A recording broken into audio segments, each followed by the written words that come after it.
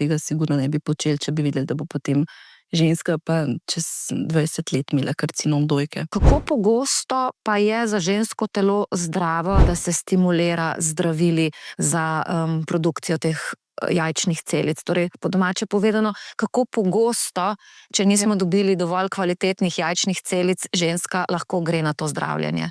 V resnici ne vemo, koliko pogosto bo za posameznico preveč. Sigurno ima to vpliv, to so visoke doze hormonov.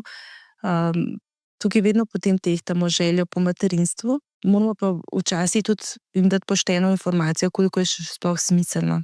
Kljub močni želji, ki jo imajo ženske po izpolnitvi te vloge. In tudi takrat je pomembno, da jim damo pošteno informacijo, ali je še smiselno poskušati ali reči dovolj je.